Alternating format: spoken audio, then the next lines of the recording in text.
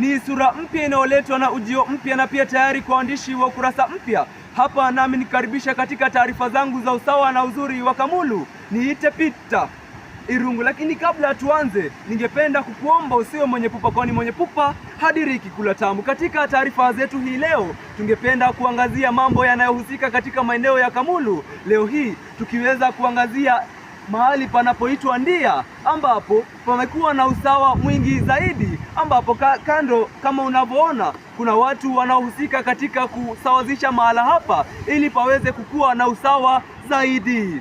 Katika kuvutia watalii, wakazi wa maeneo haya wanaweza kuomba Kwanza Family inayohusika na maendeleo ya maeneo haya, na hapa tuko na mmoja wa wanaohusika katika mazingira haya, na ningependa uanze kwa jina lako na uweze kutueleza mahala ambapo umetoka na matukio haya yanaendelea kwa njia ipi.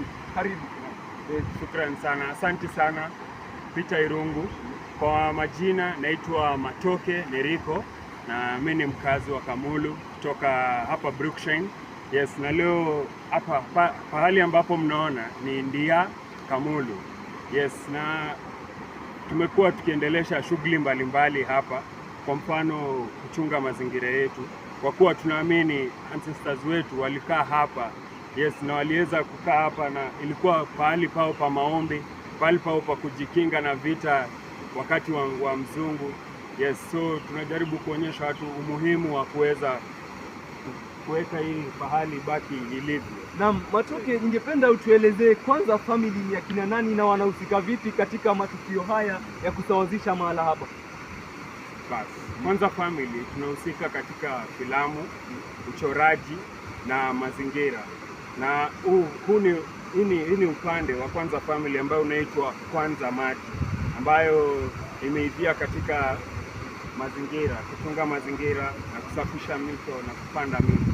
Yes, so kwa watazamaji, Kwanza Family tuko na uchoraji, mazingira, yes, na filamu. Naam, asante Matoke. Matoke, ningependa uweze kuelezea wakazi wa huku, unaweza penda serikali ihusike vipi katika maeneo haya, kwa maana tumekuwa tukipata visa mingi vya vifo katika maeneo haya. Ungependa serikali ihusike na njia ipi?